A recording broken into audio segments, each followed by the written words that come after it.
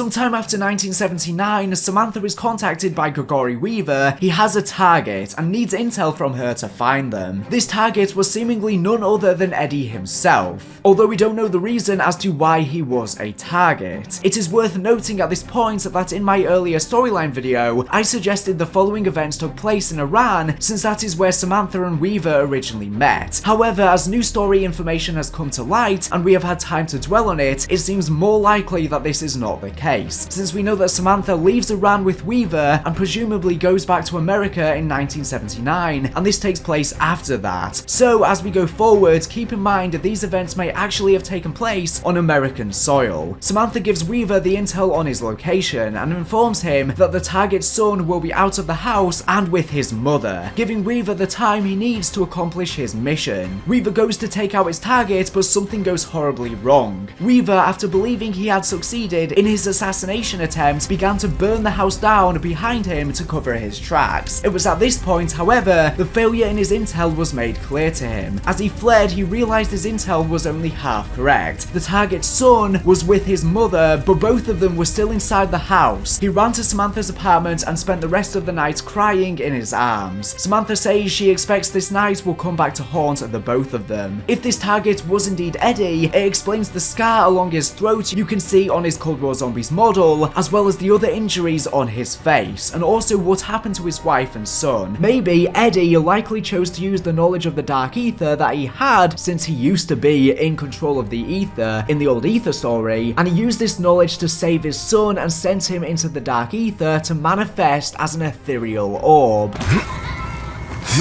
If Eddie didn't manage to do this, I wonder if Samantha could have maybe opened up a portal, or a portal opened up in some other fashion, but that doesn't really make much sense. We don't know exactly how Samuel got into the Dark Ether. All we can do is speculate right now, but it does seem like he somehow got into there. We previously believed that his son may have been trapped inside an artifact, that being a rabbit named Mr. Peaks, who has replaced Samantha's teddy bear in the mystery box and also assisted us with rewards throughout Cold War Zombies and even on Shi no Numa Reborn. This rabbit named Mr. Peaks represents the promise to his son that he will rescue him and that Samuel will escape the Dark Ether, based on an old Dark Ether saying from long ago. Well, I can honestly say I never imagined being in this position.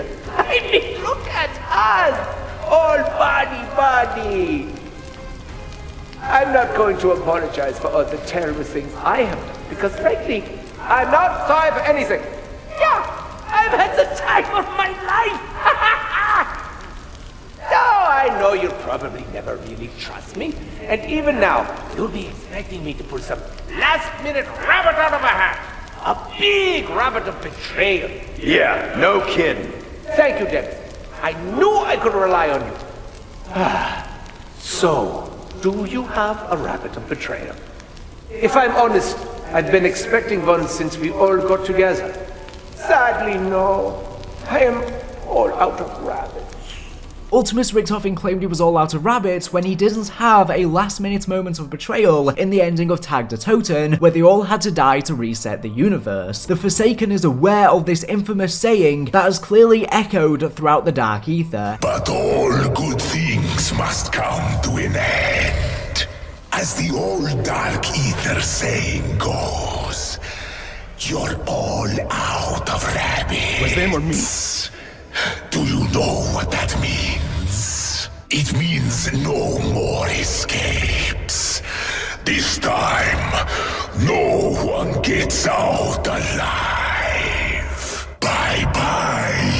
Now it seems that Richtofen does indeed remember this, but this time he does have a rabbit in his hat. This rabbit could be the key to Samuel's survival, keeping him safe in a dark place, and the note describing this just so happens to be burnt, just as him and his mother apparently were. Mr. Peaks is described as living in the boy's hat, and we even see an emote showing Mr. Peaks being pulled from a hat, so this has to be a reference to the quote from Ultimus Richtofen. So what exactly is Richtofen's grand scheme that he he's waiting to pull from the hat. And we know that Mr. Pigs has been described as keeping the boy safe in a dark place, that being the dark ether. So here's the thing, what if the rabbit, Mr. Pigs, is actually Cortifex and Syraxis' child and not Eddie's son? Mr. Pigs is present in the mystery box in Vanguard Zombies well before the events of Black Ops Cold War and before Samuel seems to have been sent into the dark ether. This means that Mr. Pigs can't be anything to do with Samuel himself, although he might be keeping Samuel safe. It's not Samuel itself, it's not his dark ether artifacts like we previously thought, as it's been in the dark ether since Vanguard Zombies. This would be a big plot twist and would make a lot of sense. Two children, one from two dark ether entities, one human, keeping each other safe in the dark place. It would explain as to why the orb is attracted to the rabbit in the second Outbreak main quest, and it would also explain as to why the two are bonded together, because they're both children, and even though one is the child of a dark ether entity, one is a human, they can bond over that childness that they both possess and that innocence, and have more in common, and they both got abandoned. Just as Cal has pointed out on Twitter, given Cortifex has an innate ability to transform the physical makeup of a living being into something else, such as the Decimator getting turned into a shield, but still alive, he could have done something similar to his unwanted child and actually turned his son into the rabbit, as we do see that Mr. Pigs has actual teeth. He is ostensibly alive and he exists at the time of Vanguard Zombies. So like I said, it seems very possible that Mr. Pigs is or was Cortifex and Syraxis' child. As we know, Cortifex did something horrible to it, we just don't know exactly what. People thought he may have just killed it, but this could be what he actually did. Cortifex and Syraxis being a part of the royal bloodline and Cortifex committing patricide are very interesting facts. It not only implies that there were many lords of the Dark Ether prior to Cortifex, but also that their clan may themselves have taken power from another. It seems like during Black Ops Cold War, Eddie began to make moves to gain some semblance of control over the Dark Ether and find a way to restore his son to life, whilst also getting back at those who hurt him the most. His plans begin to truly take form when the cyclotron at Project End Station was reactivated by Valentina and the Omega Group. As the Dark Ether anomalies began to open around the planet, creating outbreaks and distorting the world around them, the US government scrambled to attempt to respond. Eddie took advantage of the situation and used his place in the DSNT to get into a meeting with high-ranking government officials and get them to place him as the director of Requiem. Requiem would be the CIA's way of combating the outbreaks worldwide. Eddie was given free reign to choose who would lead the departments of Requiem, and he took this opportunity to set up his revenge on Weaver and Sam, as well as chose the most talented people he could find. Weaver actually previously had a kill order against him by the CIA, part of Operation Charybdis, as they deemed him a national threat to security, but Eddie personally had this designation as an enemy combatant rescinded.